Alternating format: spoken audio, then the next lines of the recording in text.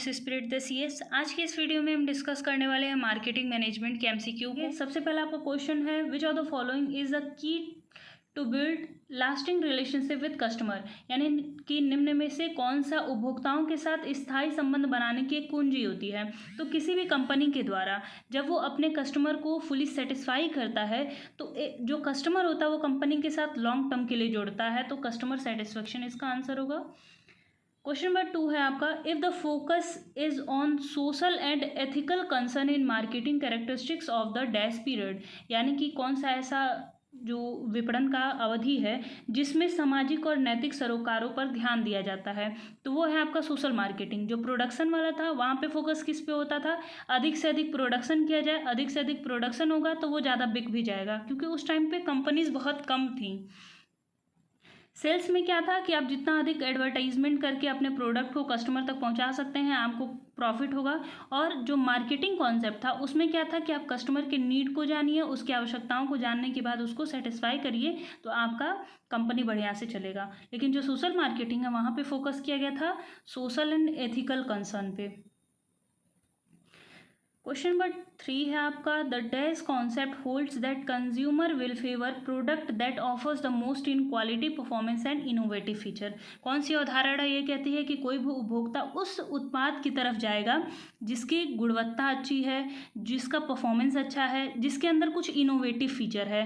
तो ये बताता है आपका प्रोडक्ट कॉन्सेप्ट। जो प्रोडक्ट कॉन्सेप्ट था जहाँ पे मेन फोकस ये होता था कि प्रोडक्ट की क्वालिटी अच्छी होनी चाहिए। प्रोडक्ट की क्वालिटी अच्छी है तो कस्टमर अगर उसके प्राइस ज़्यादा भी है तभी भी वो खरीद लेगा। क्वेश्चन नंबर 4 है आपका, dash are product bought by individual and organisation for further processing और for use in conducting a business. कुछ प्रकार के उत्पाद ऐसे होते हैं जो कोई भी संगठन खरीदता है उसे इन फ्यूचर व्यवसाय को संचालित करने के लिए, तो वो होता है कि आपका इंडस्ट्रियल प्रोडक्ट। ये एक तरीके का रॉ मटेरियल आप बोल सकते हैं, चाहे जो मैनेजमेंट यूज़ करता है मटेरियल उसको बोल सकते हैं। इंडस्ट्रियल जो प्लांट होते हैं ये सब। क्वेश्चन नंबर 5 है आपका, when customer satisfaction regarding product quality, service quality and value based price are met or exceeded dash is created. जब हम किसी प्रोडक्ट को खरीदते हैं और उसकी क्वालिटी यानी कि वस्तु की जो गुणवत्ता है, जो उस सेवा की गुणवत्ता है और जिस एक्सपेक्टेशन के साथ हम उसको खरीदते हैं उससे अधिक हम सेटिस्फाइड हो जाते हैं, तो उसको हम लोग क्या कहते हैं, उसको कहते हैं कस्टमर सेटिस्फेक्शन, ग्राहक संतुष्टि।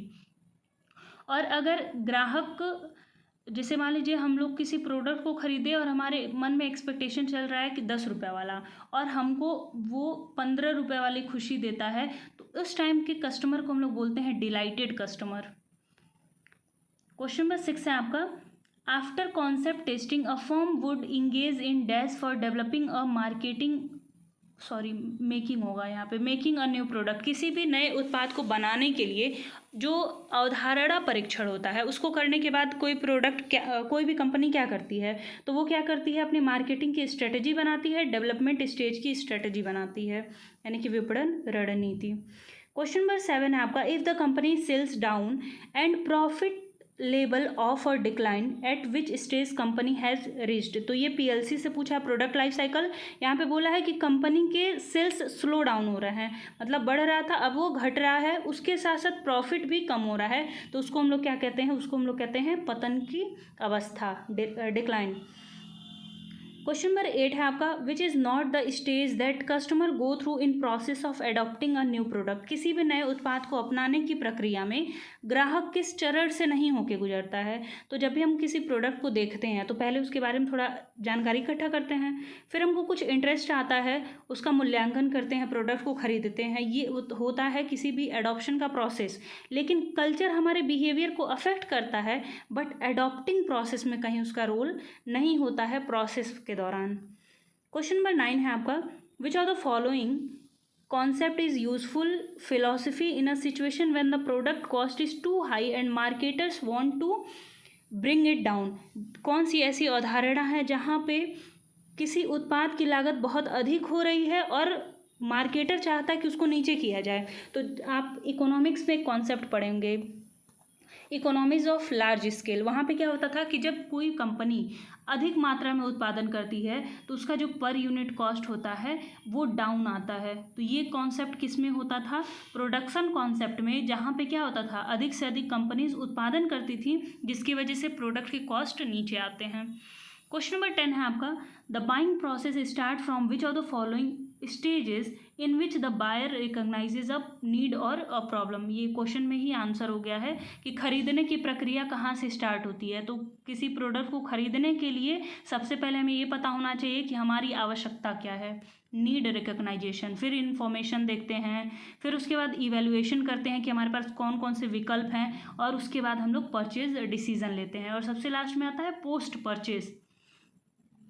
क्वेश्चन नंबर 11 है आपका, marketing is a process which aims at, विपणन एक प्रक्रिया है जिसका मुख्य उद्देश्य क्या होता है? कस्टमर को सेटिस्फाई करना, जो उसकी आवश्यकता है उसको पूरा करना, संतुष्ट करना।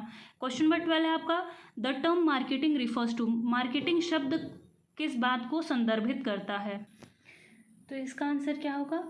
एक तरीके की फिलॉसफी है जिसका मेन फोकस कहाँ पे रहता है? Customer value and it's satisfaction. एक दर्शन है जो ग्राहक मूल्य और संतुष्टि पर जोर देता है।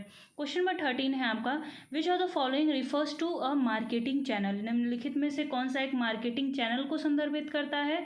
तो ये होता है डिस्ट्रीब्यूशन चैनल, इसको हम लोग वितरण वाहिकाएं भी बोलते हैं।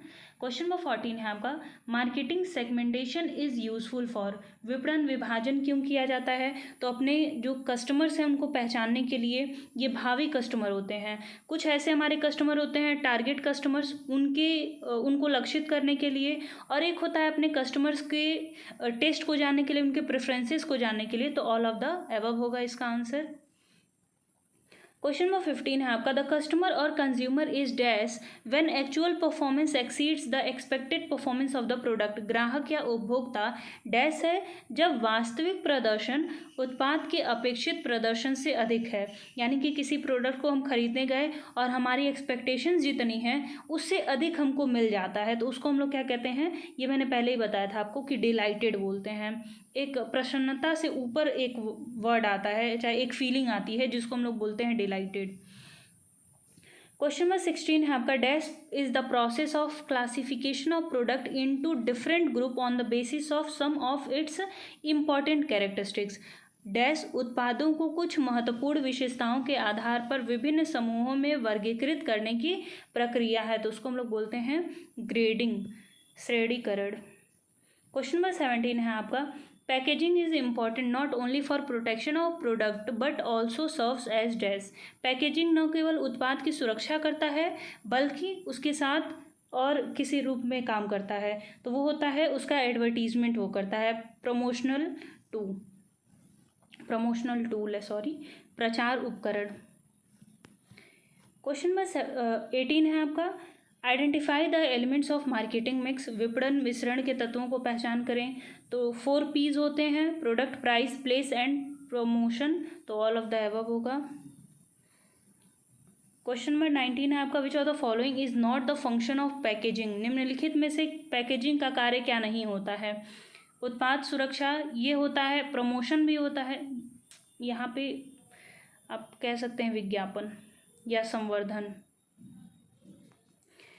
प्रोडक्ट आइडेंटिफिकेशन भी होता है, लेकिन प्राइसिंग ऑब्जेक्टिव इसका नहीं होता है।